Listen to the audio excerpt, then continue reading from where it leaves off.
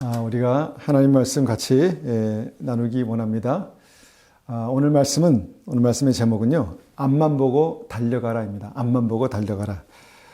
누가복음 우리 17장 29절에서 30절 말씀을 한번 찾아서 읽어보겠습니다. 누가복음 17장 29절에서 32절 말씀까지입니다. 32절 말씀입니다.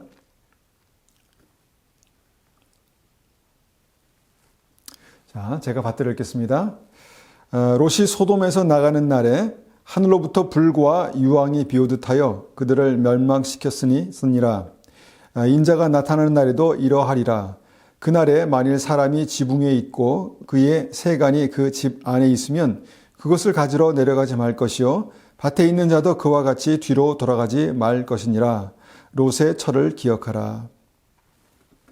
자, 소돔과 고모라가 멸망하는 그 날에요, 하나님께서 롯의 가족을 구원하셨습니다. 그러나 그 구원의 과정에서 롯의 처는요, 중간에 실패하게 됐습니다. 그러니까 소돔과 고모라에서 안전하게 나왔지만 구원의 장소, 주님께서 말씀하신 구원의 장소 소알성까지 들어가는 것에 실패했습니다. 자, 그 이유가 무엇입니까? 바로 하나님께서 절대로 가는 길에 뒤를 돌아보면 안 된다라고 하시는 말씀, 그 말씀을 가볍게 여겼기 때문입니다. 롯의 처는 정말 그 소알성으로 가는 길에서 뒤를 돌아다 보았습니다. 그래서 정말 그 소돔과 고모라에 있는 어떤 그 이 모습들을 아마 보기 원했던 것 같습니다. 그래서 뒤를 돌아보는 것, 그것이 문제가 되어서 이제 그 소알성, 하나님께서 말씀하신 구원의 성에 들어가지 못했다라는 것이죠. 뒤를 돌아보는 것이, 뒤를 돌아다 보는 것이 얼마나 무거운 죄인가? 우리는 이 말씀을 통해서 단지 그 사건, 뒤를 돌아다 보는 그 사실이 얼마나 무거운 죄인가에 대해서 생각하면 좀 혼동이 될 수 있습니다. 그런데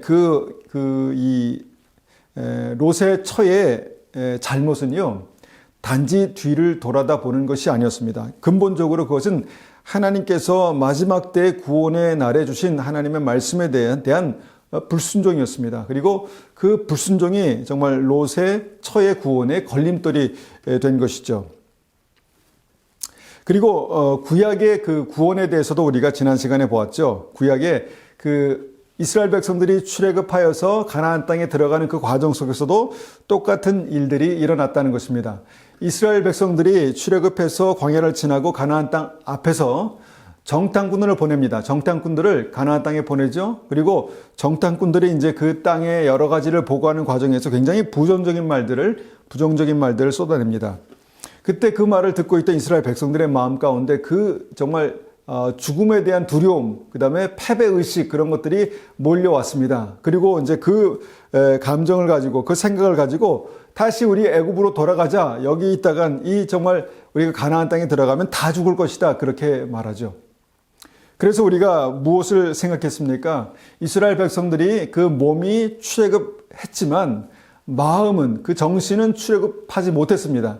몸은 애굽을 빠져나왔지만 그 마음은 애굽을 빠져나오지 못했다는 것입니다. 그래서 애굽을 빠져나오지 못한 그 마음이 가장 중요한 순간에, 가장 중요한 구원의 순간에 주님의 말씀을 어기고 뒤를 돌아다 본 것이죠.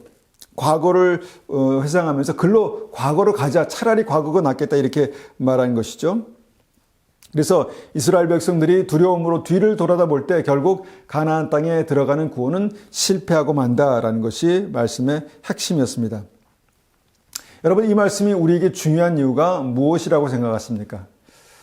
바로 주님 오실 때에도 이와 똑같은 상황이 우리에게 생길 것이다 라고 성경은 우리에게 말씀하고 있기 때문입니다. 30절에 인자가 나타나는 날에도 이러하리라. 인자가 나타나는 날에도 이러하리라. 그래서 어떻게 하라고 말씀하십니까? 31절 보니까 그와 같이 뒤로 돌이키지 말 것이니라 라고 말씀합니다. 그리고 32절에 구원받은 백성들아, 롯의 처를 기억하라. 롯의 처를 기억하라. 이렇게 말씀하는 것이죠. 그러면 우리가 이 말씀을 어떻게 기억해야 합니까? 하나님께서 우리에게 롯의 처를 기억하라고 말씀하시는데 롯의 처를 어떻게 기억해야 합니까? 첫 번째는요, 주님 오시는 절박한 그런 그 때에, 주님 오시는 그 절박한 때에 그 시점에서 절대 뒤를 돌아보지 말라. 이제 이것이 지난주 말씀이었습니다. 정말 주님께서 다시 오실 때, 주님께서 다시 오시는 그 어려운 시점에서 우리가 다시 뒤를 돌아보는 것은 위험한 일이다라는 것이 이제 지난주 말씀이었고요. 오늘은 그 두 번째 말씀입니다. 두 번째, 앞만 보고 달려가라는 것입니다. 앞만 보고 달려가라. 뒤를 돌아보지 않는 것도 중요하지만 앞만 보고 끝까지 달려가는 것이 구원이다라는 것입니다. 주님 다시 오시는 마지막 때는요, 정말 앞만 보고 달려가야 할 때가 있다는 것을 강조하는 것입니다. 뒤는 물론이고요, 좌로나 우로나 치우치지 말고요, 직진 앞으로 달려갈 때 구원이 있다는 것입니다. 주님께서 말씀하시죠. 여호수아에게, 정말 구원의 세대 여호수아에게 좌로나 우로나 치우치지 말고 주님의 말씀을 붙들고 믿음을 붙들고 앞으로 가라, 전진하라, 이렇게 말씀합니다. 내가 그 땅을 너에게 주겠다라고 다시 한번 확인시켜 주시죠. 그렇게 구원이 완성된다는 말씀입니다. 그런 상황을 오늘 본문이 이렇게 설명합니다. 인자가 나타나는 날에 31절입니다. 그날에 만일 사람이 지붕 위에 있고 그 세간이 그 집 안에 있으면 그것을 가지러 내려가지 말 것이요 밭에 있는 자도 그와 같이 뒤로 돌이키지 말 것이니라. 이스라엘은요, 그 지붕 위가요, 정말 그 집안 사람들의 하나의 생활 공간이었습니다. 마치 이제 발코니와 같은 그런 생활 공간이었죠. 그래서 집 위에 올라가면 그 마을이 보이고 어떤 그런 구조였다는 것입니다. 그런데 거기서 생활하다가 어떤 일을 하다가 위급한 상황이 되었습니다. 근데 위급한 상황에서 지붕 위에 있다가 뭔가를 가지러 집안에 다시 들어가지 말라는 것입니다. 얼른 계단으로 뛰쳐나와서 정말 그 안전한 곳으로 가라는 것이죠. 그러니까 굉장히 급한 상황에 대해서 말씀하는 것입니다. 밭에서 일하다가도 그런 위급한 상황이 되면 주님께서 다시 오실 때의 어떤 그 상황이 되면 집에 다시 들어가서 뭐 중요한 것을 챙기러 들어가지 말라라는 말씀입니다. 그냥 하나님께서 말씀하신 안전한 곳으로 그냥 가라, 그냥 직진하라 라고 그렇게 말씀하는 것이죠. 이것이 이제 32절에 우리에게 말씀하신 롯의 철을 기억하라 라는 것입니다.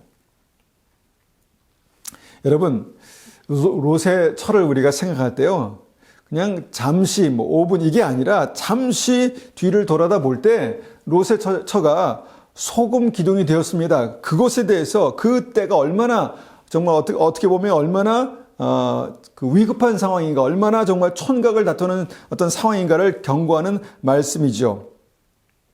여러분, 주님 다시 오실 때, 마지막 때에 이 말씀을 이해하고 마음에 새기고 있어야 그 절박한 순간이 오면요, 허둥지둥 되지 않고요, 그 절박한 순간에 뒤를 돌아보지 않고 롯의 처처럼 소금 기둥이 되지 않고요, 안전하게 구원받게 될 것이다 라고 그렇게 말씀하는 것입니다. 어떻게 보면 이 말씀은 우리에게 어렵지만 이 말씀 가운데 주님께서 우리에게 하시는 절박한 음성, 절박한 하나님의 말씀이 있다는 것을 우리가 다시 한번 마음 가운데 새기고 한번 이 말씀을 들어봐야 합니다. 그래서 첫 번째, 절대 뒤를 돌아보지 말라. 그리고 오늘 두 번째 말씀, 앞만 보고 달려가라입니다. 여러분, 그때가 언제일까요? 여러분, 주님 다시 올 때지죠. 주님 다시 오시기 직전에, 주님 다시 오실 때에 그런 일들이 있을 것이다 라고 말씀합니다. 여러분, 그게 구체적으로 언제일까 한번 생각해 봅니다.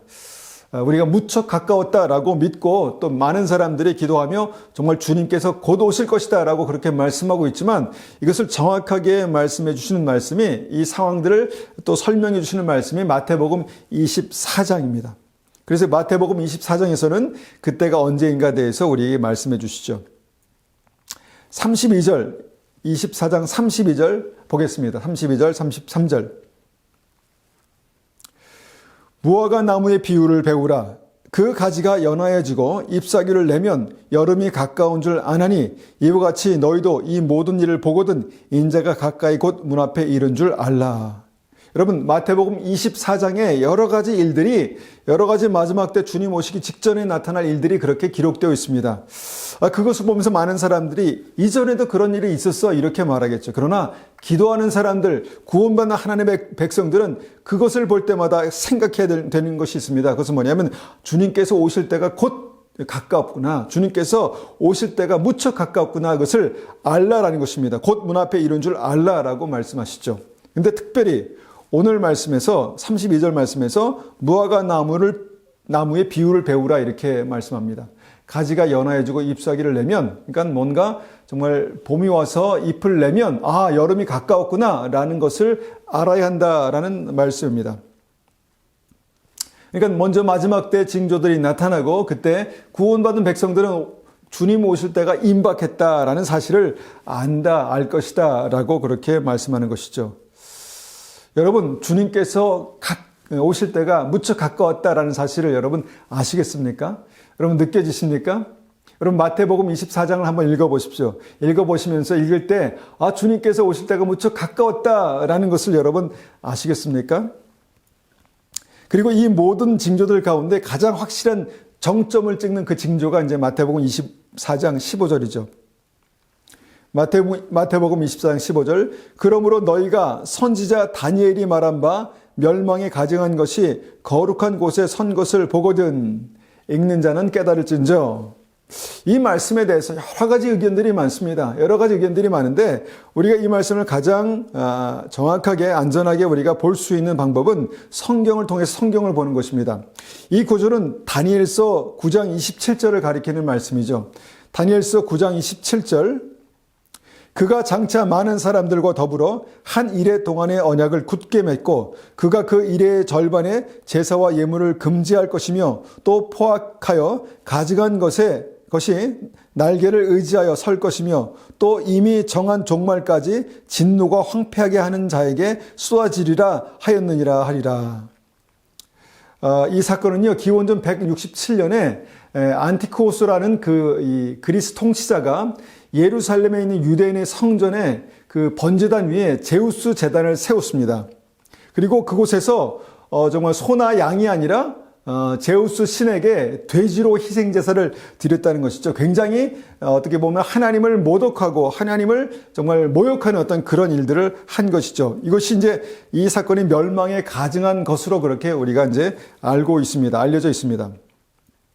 그렇게 멸망에 가증한 것이 세워진 지 약 200년이 지난 후에 예수님은 마태복음 24장 15절에서 앞으로 같은 상황이 주님 다시 오시기 직전에 나타날 것이다 라고 그렇게 말씀하고 있습니다. 어떤 상황입니까? 거룩한 곳 예루살렘 성전의 자리에 멸망에 가증한 것이 설 때가 온다라는 것입니다. 그래서 우리는 이제 이스라엘과 예루살렘 성전을 그렇게 주목하는 것이죠. 이런 일들이 다시 일어날 때 내가 올 때가 굉장히 임박했음을 알아라 라고 말씀하셨기 때문에 우리가 이스라엘과 예루살렘 성전과 이런 것들을 주목하여 본다는 것이죠. 그리고 이 말씀에서 굉장히 중요한 또 하나의 중요한 대목이 있습니다. 그것이 바로 다니엘서 9장 27절에 제사와 예물을 금지할 것이다 라는 말씀입니다. 제사와 예물을 금지할 것이다. 예배를 금할 것이다 라는 것이죠. 몇 주 전에요. 정말 그 온타리오의 마니토바에 사시는 우리 성도님이요. 저에게 문자를 주셨습니다. 그래서 다니엘서 말씀을 읽으면서 다니엘서 9장 27절에 있는 말씀이 마치 지금 이 코로나 상황에서 예배를 드릴 수 없는 어떤 이런 상황을 연상하게 된다. 혹시 그때가 지금 아니냐라고 그렇게 질문하셨습니다. 저도 이 말씀을 들으면서 제 마음 가운데 그렇지. 지금 우리가 함께 예배를 드려야 되는데 어떻게든 우리가 함께 모여서 예배를 드려야 되는데 그렇게 하지 못하고 있는데 혹시 그런 상황이 아닐까라는 생각이 들었습니다. 그런데 우리가 중요한 것은요. 우리의 생각과 주님의 생각이 우리의 생각이 주님의 생각과 같을 때 우리가 이제 이 말씀이 그렇구나 이렇게 이제 이해가 되는 것인데 중요한 것은 우리의 생각인가 이것이 하나님께 주시는 말씀인가라는 것을 우리가 구분해야 된다는 것이죠. 그래서 이 말씀을 제가 이제 고민하면서 이제 기도하기 시작했습니다. 그러면서 제가 그 성도님께는 요한계시록 13장에 있는 말씀을 제가 드리면서 그때가 되면은 요한계시록 13장에 있는 그 표를 받는 그 일들 그러니까 배도하는 것이죠. 표를 받는 그런 일들이 있을 것이다 라고 그렇게 말씀드렸고, 그런 일들이 있어야 또 이렇게 우리가 예배가 금지되고 하는 것들이 본격적으로 일어날 것이다 이렇게 이제 말씀드렸습니다. 그리고 나서 제가 계속 기도할 때마다 성도님께서 말씀하신 이 내용이 제 마음 가운데 계속 남아 있었습니다. 계속 남아 있었습니다. 그런데요, 하루는 기도 가운데 요한계시록 13장의 그 표를 받는 말씀과 다니엘서 9장의 예배가 폐허해진다는 말씀이 함께 일어날 수 있겠다라는 생각이 들었습니다. 이것과 이것을 분리해 생각할 것이 아니라 정말 우리의 삶 속에 실제로 요한계시록 13장의 그 표를 받는 그 사건과 또 다니엘서 9장의 예배가 폐허해진다라는 그 말씀이 함께 일어날 때는요, 아, 바로 그거구나. 그것이 주님께서 말씀하신 그때구나. 주님께서 다시 오시겠다고 말씀하신 바로 그때구나 라고 생각할 수 있겠다라는 생각이 들었습니다. 주님께서 그런 감동을 주셨습니다. 그래서 이 말씀을 이렇게 다시 한번 전합니다. 우리가 주님 앞에서 정말 하나님의 말씀은 하나도 땅에 떨어지지 않고 말씀에 기록된 그대로 우리의 삶 가운데 그렇게 나타날 것입니다. 특별히 요한계시록의 예언의 말씀들은 마지막 때 주님 오실 때 우리의 삶 가운데 일어날 일들을 주님께서 그렇게 예언해 놓으신 말씀입니다. 거기에 구체적인 내용들이 있는데 그런 내용들이 지금 우리가 정말 하나님 앞에 드리는 예배를 폐하여지고 또 우리가 그렇게 계시록 13장에서 표를 받고 그런 일들이 함께 일어날 때는요, 정말 우리가 그때가 가까웠다라고 생각해야 된다는 것입니다. 그런데 무엇입니까? 그런 일들이 일어날 수 있는 충분한 여건이 다 준비되었다는 것입니다. 그런 일들이 충분히 일어날 수 있는 어떤 과학적인 기반과 어떤 여러 가지 어떤 이 사람들의 인식의 변화와 어떤 그런 것들이 지금 그렇게 하나하나 이루어지고 있다라는 그 생각을 하니까 이 말씀이 굉장히 가깝구나라는 생각을 하게 됐습니다. 그래서 주님께서 이렇게 말씀하셨나 봅니다. 읽는 자는 깨달을진저. 우리가 긴장하고 정신을 바짝 차려야 하는 그런 시기를 우리가 살고 있다라는 생각합니다. 정말 주님 오실 때가 무척 가까웠습니다. 그래서 우리 오늘 말씀이 중요하다고 믿습니다. 주님 다시 오실 때 로세처를 기억하라는 것입니다. 평상시에는 우리가 이 말씀이 그렇게 심각하게 우리의 마음을 그렇게 흔들지는 않습니다. 그렇지만 정말 주님 다시 오실 그때에 로세처를 기억하라라는 것입니다. 첫 번째, 절대 뒤를 돌아보지 말라는 것입니다. 다시 돌아가서 뒷걸음쳐 정말 이전에 살던 삶으로 돌아가지 말라는 것입니다.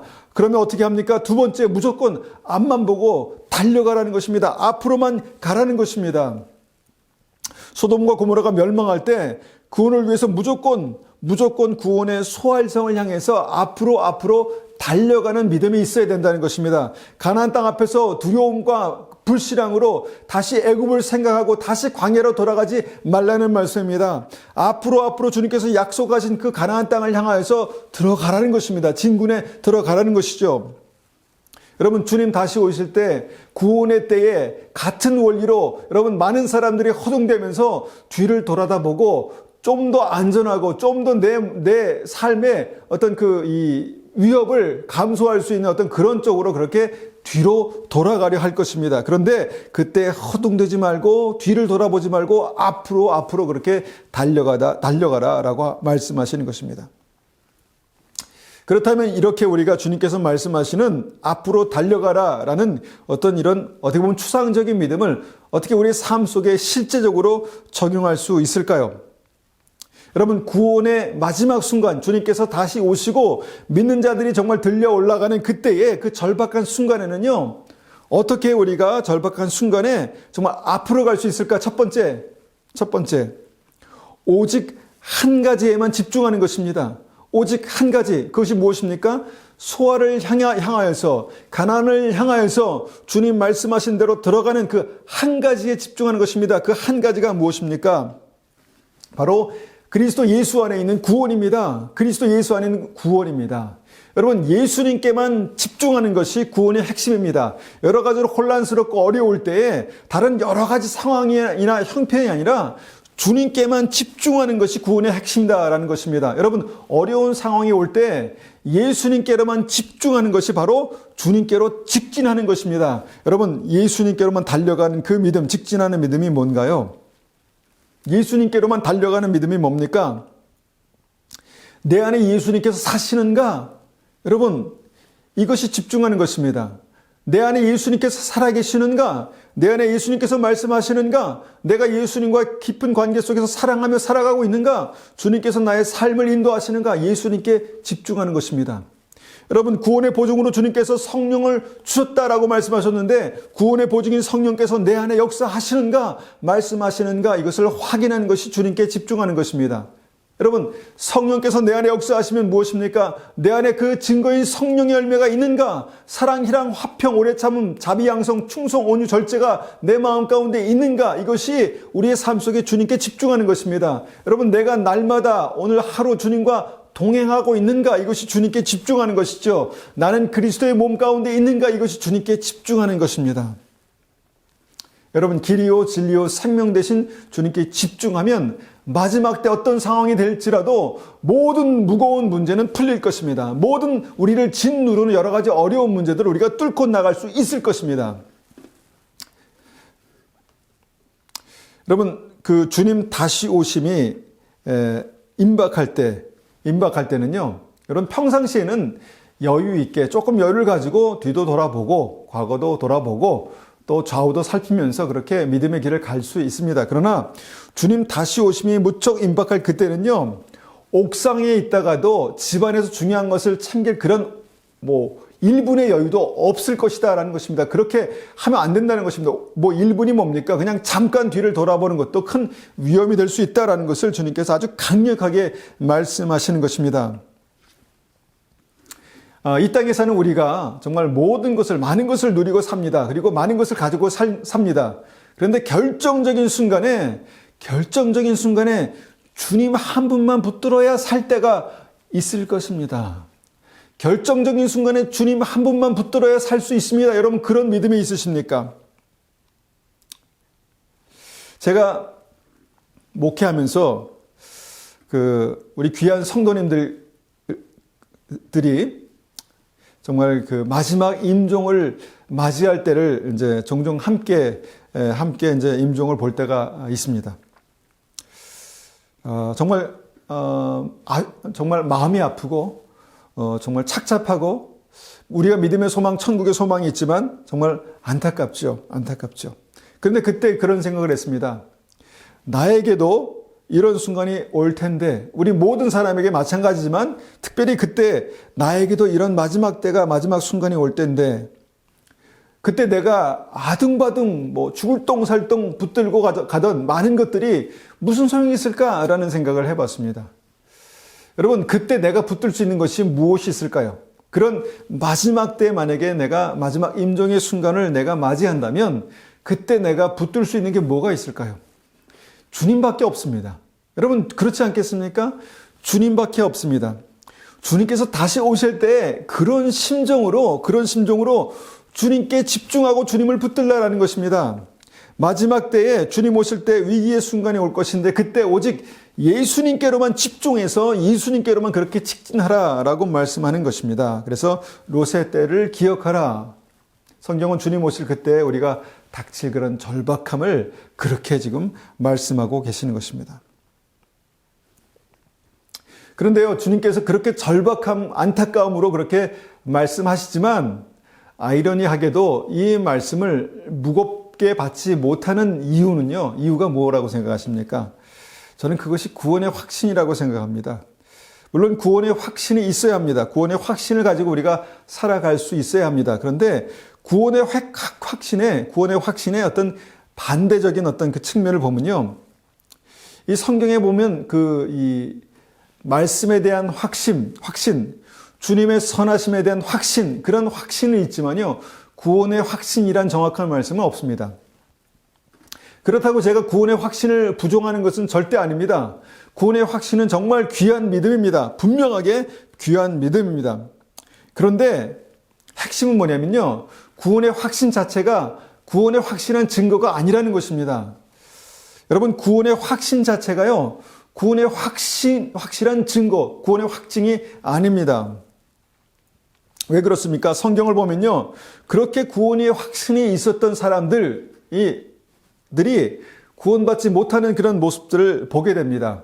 여러분, 거짓 선지자, 주여 주여 제가 주님의 이름으로 많은 일들을, 많은 사역을 했습니다 라고 말했던 거짓 선지자들이 뭐라고 말합니까? 주님 주님, 그렇게 말하지 않습니까? 주여 주여 제가 주님의 이름으로 이렇게 살았기 때문에 주님, 저는 구원받기에 충분합니다 라고 말했지만, 주님께서는 나는 너희를 알지 못한다 라고 말씀하셨죠.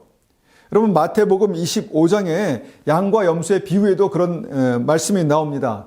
여러분, 염소들이라고 말했던 그 사람들이요, 주님을 주님, 주님, 주여, 주여 그렇게 부릅니다. 왜냐하면 본인들은 구원받을 것을 확실했습니다. 구원이 확실했습니다. 그런데 너무도 황당하게도 주님께서 내가 너를 모른다라고 말씀하시고 계시기 때문에, 너희들은 하나님 나라에 들어올 자격이 없다라고 말씀하시기 때문에 무척 당황했다는 것이죠.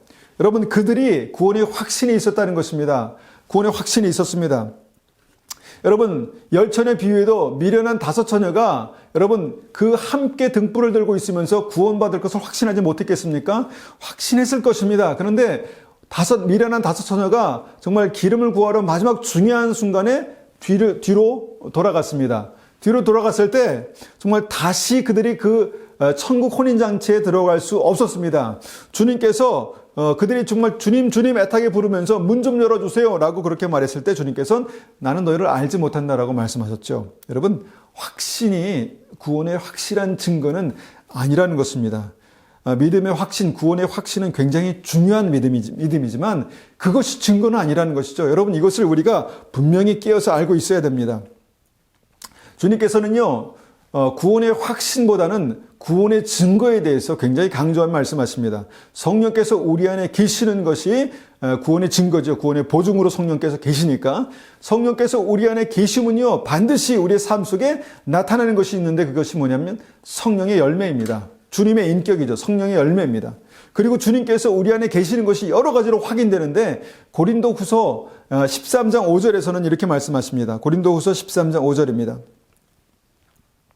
너희는 믿음 안에 있는가? 너희 자신을 시험하고 너희 자신을 확증하라.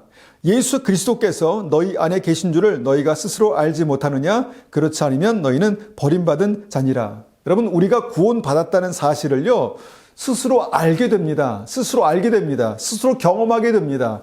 예수 그리스도께서 우리 안에 계시는 것을 알게 된다는 말씀이죠. 주님께서 인도하시고, 주님께서 우리의 기도를 응답하시고, 주님께서 은혜 베푸시고, 주님께서 우리를 붙드실 때 강하고 담대한 믿음으로 다시 일어나고, 여러분, 이 모든 것이 주님께서 우리 안에 계신 것을 스스로 확인하는 것입니다. 그런데 여러분, 우리가 스스로 주님께서 우리 안에 계신 것을 확인하지 못하면, 알지 못하면 버림받은 자랍니다.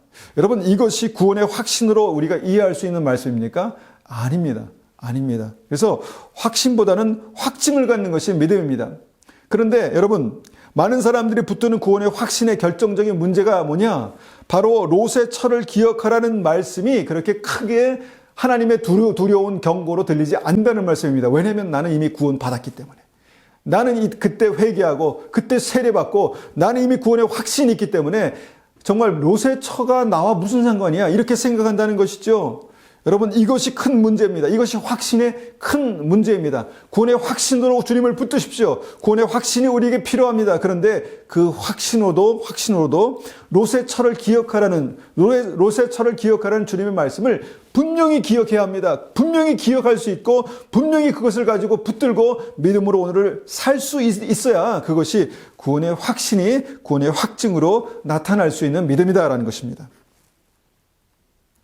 여러분, 확신을 가지고 있으면요, 충분히 뒤를 돌아다 볼 수 있다는 것입니다. 여러분, 확신인데 잠깐 뒤를 돌아본다고 해서 무슨 일이 있겠어? 라는 생각을 충분히 할 수 있겠다는 생각이 듭니다. 여러분, 정말 옥상에 있다가 주님께서 오실 때 충분히 잠깐 1분이면 되지, 귀중품을 가지러 그렇게 집에 내려갈 여유를 부릴 수 있다는 것입니다. 그런데 주님께서는 절대로 그렇게 하지 마라, 뒤를 돌아다보지 마라 라고 말씀하시고 계십니다. 여러분, 소돔을 빠져나오는 것이 구원의 시작이라면요, 빠져나와서 소알성에 들어가는 것이 구원의 완성입니다. 여러분, 출애굽하는 것이 구원의 시작이라면요, 가나안 땅에 들어가는 것이 구원의 완성입니다. 여러분, 예수님을 영접하는 것이 구원의 시작이라면요, 주님께서 내 안에 살아계신 것을 경험하고 성령의 열매를 경험하고 내 안에 구원이 확증되어서 천국에서 주님을 뵙는 것이 구원의 완성입니다. 여러분, 내 안에 주님께서 역사하시는 것이 역사하신 것을 경험하는 것이 구원의 확증이라면요, 그런 확증 가운데서 우리가 날마다 살아가며 주님과 동행하다가 천국에서 주님을 직접 뵙는 것이 구원의 완성이라는 것입니다. 그런데 그렇게 구원을 향해서 달려가는 성도들이 특히 마지막 순간에 오직 주님만 붙들어야 할 순간, 그 순간이 오게 되는데, 여러분, 그때는 내가 붙들었던 모든 것을 내려놓고 주님께만 집중할 수 있는 그 믿음이 우리에게 절실하게 필요하다는 것입니다. 여러분, 우리가 믿습니다. 우리가 정말 예수 믿고 구원 받았습니다. 그런데 여러분, 그런 위기의 순간에 내가 쥐고 있던 모든 것을 내려놓고 주님께만 집중할 수 있는 그 믿음이 몇 퍼센트나 된다고 생각하십니까? 나는 그런 믿음을 가지고 있습니까? 여러분, 고민해 볼 필요가 있습니다. 여러분, 절박한 순간에 오직 예수, 위급한 순간에 오직 예수, 불안한 순간에 오직 예수, 우리가 오직 예수로 구원받지 않습니까? 여러분, 오직 예수가 우리의 삶 가운데 실제가 될 수 있어야, 우리의 삶의 어떤 여러 가지 영역에서 실제가 될 수 있어야, 정말 절박하고 위급한 그 순간에 주님께서 다시 오실 때 롯의 철을 기억하라고 말씀하신 그 순간에 우리가 주님께 집중할 수 있다는 것입니다. 주님께 집중해서 주님께로 그렇게 달려갈 수 있다는 것이죠. 그래서 천국을 향해서 그렇게 직진하는 믿음이 우리에게 필요합니다. 두 번째로, 롯의 때에 구원으로 직진하는 믿음을 위해서 우리가 어떻게 해야 될까라는 생각해 봅니다. 어떻게 해야 될까? 두 번째, 영적인 체력을 길러야 한다라고 믿습니다. 영적인 체력을 길러야 합니다. 여러분, 롯의 가족이 소돔에서 나와서 소알까지 앞만 보고 달려가야 되는 그 상황에서 얼마나 다리가 후들거렸을까를 한번 상상해 볼 수 있습니다. 만약에 정말 체력이 안 돼서 그 자리에 주저앉았다면 구원의 소알성에 못 들어갈 수 있었다라는 생각을 하게 됩니다. 저는 이런 가정하에서 이것이 영적인 체력이다라고 그렇게 말할 수 있을 것 같습니다. 영적인 체력을 우리가 길러야 합니다. 이스라엘 백성들이 가나안 땅 앞에서 영적인 체력이 바닥났습니다. 이스라엘 백성들이 광야를 지나와서 힘들고 어렵게 정말 가나안 땅까지 왔는데 그 자리에서 영적인 체력이 바닥납니다. 어떻게 바닥났습니까? 상황이 어렵고 힘들어지니까 낙심하고 원망하고 불평합니다. 여러분, 정말 홍해를 가르시는 주님을 보았고 광야에서 만나를 주시는 하나님을 경험했고, 정말 메추라기와 만나와 정말 생명수로 공급하시는 주님의 역사를 경험했던 그 사람들이 힘들고 어려운 상황이 되니까 그 영적인 체력, 바닥이 다 드러났다는 것입니다. 그리고 나서 그때마다 항상 플랜 B를 들먹입니다. 애굽으로 돌아가자. 안 되겠다, 애굽으로 돌아가자. 이렇게 했다는 것입니다. 여러분, 자꾸 연약하고 힘들 때마다 자꾸 도피처를 생각했다는 것입니다. 이것이 영적 체력이 부족한 것이다 라고 말할 수 있습니다. 이것이 영적 체력이 부족한 것입니다. 상황이 좋을 때는요, 모두가 믿음 좋은 것 같죠. 모두가 정말 하늘을 뚫을 것 같은 그런 믿음, 천국을 침노하는 것이다. 천국은 침노하는 자의 것이다 라는 그런 믿음이 있습니다. 그러나 상황이 열악해지면 어떻게 됩니까? 상황이 열악해지면요, 많은 사람들의 영적 체력이 바닥이 드러납니다. 쉽게 자포자기하고요, 쉽게 원망하고요, 쉽게 불평하고요. 여러분, 이 모든 것들이 여러분 지옥 가는 불신앙의 그 사인들입니다. 여러분, 이것들이 날마다 증가하는데 어떻게 우리가 믿음의 확증이 있다 그렇게 말할 수 있겠습니까? 여러분, 이 자포자기, 원망, 불평, 우리 모든 열악한 상황에서 이런 것들이 나타나는 것들이요, 바로 영적 체력이 약한 증거입니다. 체력이 극단적으로 약해지면 어떻게 됩니까? 헛소리 하지 않습니까? 우리의 영적 체력도 마찬가지입니다. 우리가 믿음으로 말하고 믿음으로 살아나가야 되는데 영적 체력이 너무 이렇게 떨어지면, 저하되면요, 중요한 순간에 헛소리 하게 됩니다. 여러분, 지금 우리가 정말 코로나로 점점 상황이 어려워지고 있죠. 안타까운 일입니다. 정말 많은 사람들이 재정적으로 어렵다고 말합니다. 실제로 어렵습니다. 그리고 정서적으로도 뭐 코로나 블루해서 우울하고 또 힘들다 그렇게 말하고요. 또 만나지 못하니까 그 관계 속에서 채워지지 않는 것들 때문에 굉장히 힘들어합니다. 정말 어려운 시기를 살아가는 것 같습니다. 그래도 믿음의 사람들은 그 믿음으로 주님과 함께 이 믿음을 뚫고 가야 하는데 문제는 영적 체력입니다. 영적 체력이 바닥나면요, 모든 사람이 다 힘들어한다는 것입니다. 이스라엘 백성들이 아주 나쁜 사람, 약한 사람이었겠습니까? 그 사람들은 하나님께서 구원하셨고요. 정말 놀라운 기적과 하나님의 능력을 경험했던 사람들입니다. 그런데 그 사람들도 영적 체력이 바닥날 수 있었다는 것입니다. 영적 체력이 바닥나니까요, 눈에 뵈는 게 없었다는 것입니다. 돌을 들고 모세와 아론을 쳐서 죽이려고 했다는 것이죠. 여러분, 영적 체력이 바닥을 치면요, 아마 거기가 지옥 바닥이라 해도 누리할 것입니다. 아우, 힘들어, 난 못하겠어, 더 이상 못 가 라고 할 것입니다.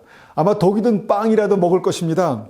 여러분, 그것이 우리 체력의 한계입니다. 그런데 우리의 체력이 그렇다라고 봤을 때 영적 체력이 있어서 우리가 천국을 향해, 구원을 향해 끝까지 달려갈 수 있을까? 이것을 한번 생각해 봐야 한다는 것입니다.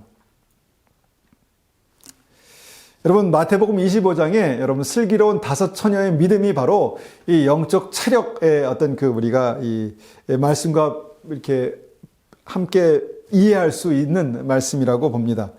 여러분, 정말 그들이 들었던 등불이 정말 생명의 빛을 밝힐 그 빛을 바라는 그런 등불로 계속해서 꺼지지 않고 있었습니다. 그런데 미련한 5처녀의 그 등불은 꺼져갔죠. 그러니까 우리가, 주님께서 우리에게 너희는 세상의 빛이다 말씀하시고 우리 안에 정말 생명의 빛이 있다라고 말씀하셨는데, 영적 체력이 바닥나는 증거는 뭡니까? 바로 그 빛이 꺼져가고 있다라는 것입니다. 같은 맥락에서 우리가 이해할 수 있는 말씀이죠. 제가 요새 운동을 사명으로 그렇게 생각하고 있습니다. 운동을 사명으로. 제가 건강해야 믿음으로 말씀을 전할 수 있고, 건강해야 주님의 사명을 감당할 수 있다라는 그런 생각으로 운동을 합니다. 그리고 얼마 전에요, 제가 이제 다시 팔굽혀펴기를 그렇게 시작했습니다. 처음에 제가 팔굽혀펴기 할 때는요, 10개를 가까스로 하고요, 20개는 거의 엄두도 못 냈습니다. 근데 이제 20개를 이제 하고요, 그 다음에 20개 끝내고 다시 20개를 하고, 그러면서 요새는 하루에 100개를 합니다. 그래서 자랑합니다. 제가 100개를 팔굽혀펴기를 합니다.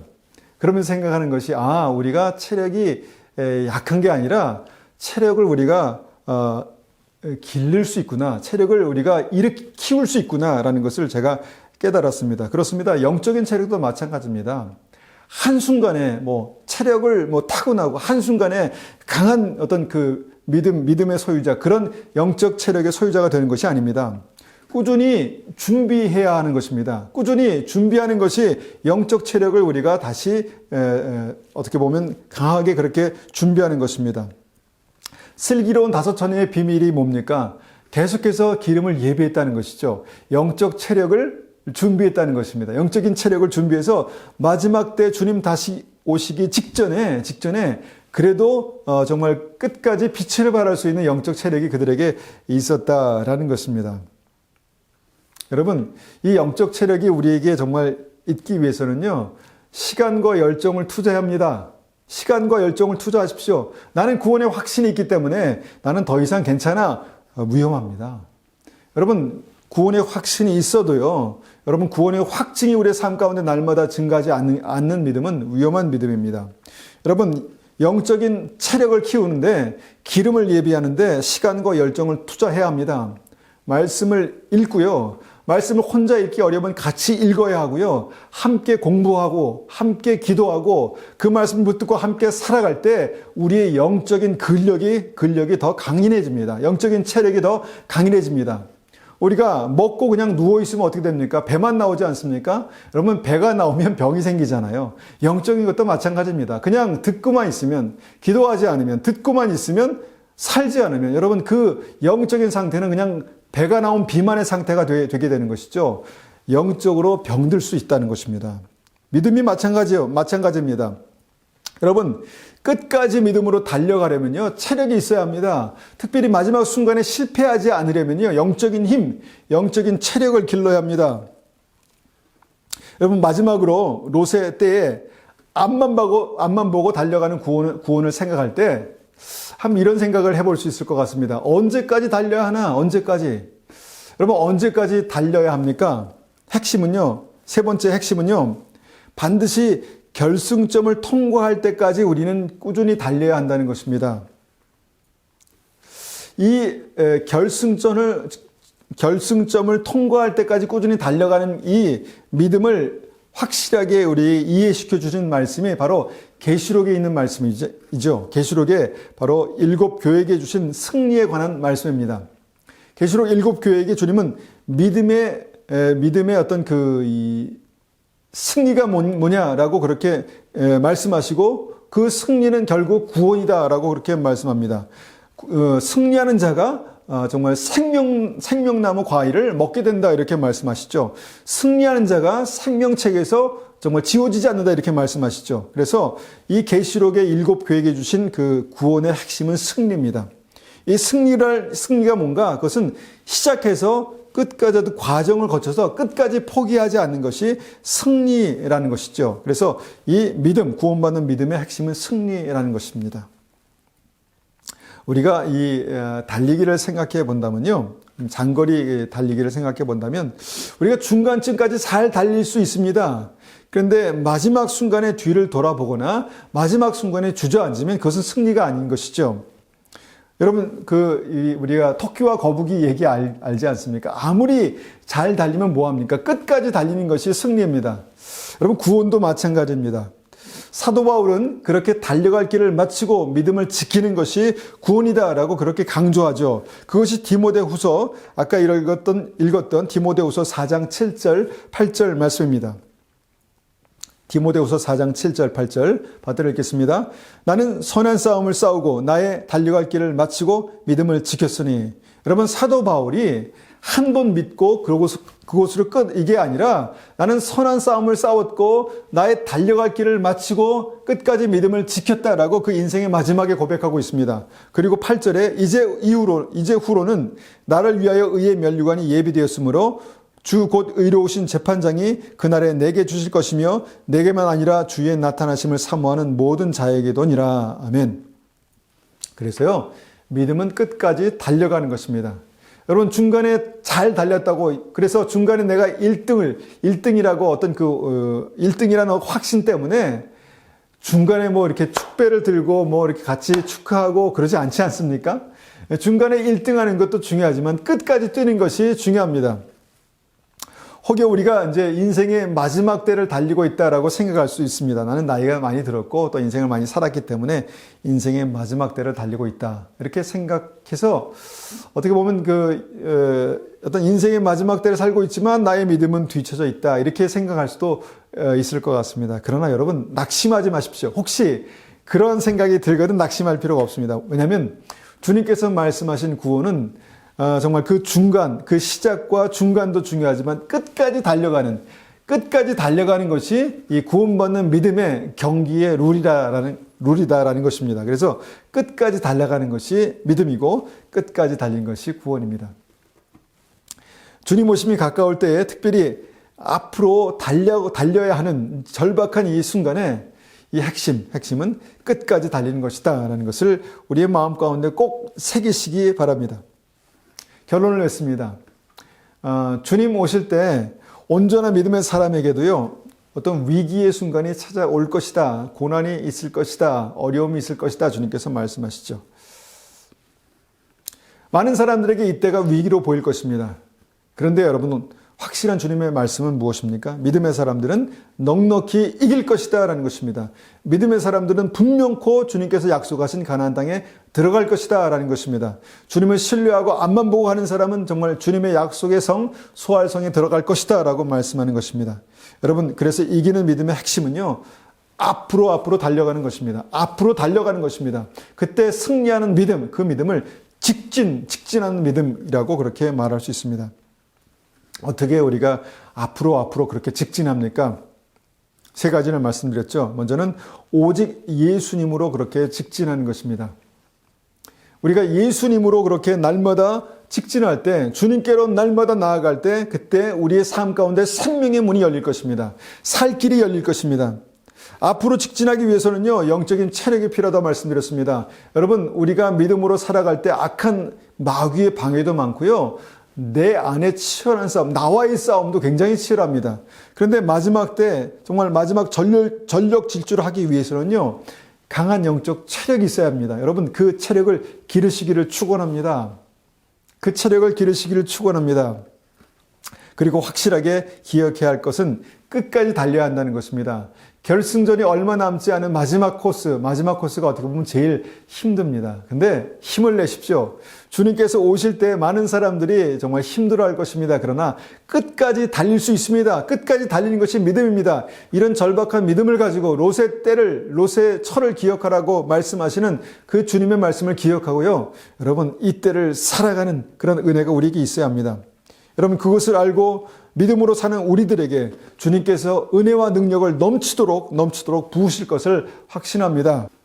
우리가 이 말씀을 생각하면서 같이 기도하기 원합니다. 하나님, 우리의 삶 가운데 다시 한번 롯의 철을 기억하라 말씀하셨죠. 주님, 우리가 이 말씀을 기억하고 주님, 우리의 삶 가운데 다시 한번 주님께서 말씀하신 그때에 하나님, 우리가 뒤를 돌아보거나 하나님 정말 주저앉지 않고 믿음으로 주님과 함께 천국에 들어가는 하나님의 백성 될 수 있도록 은혜 베풀어 주십시오. 그렇게 한번 같이 기도하겠습니다.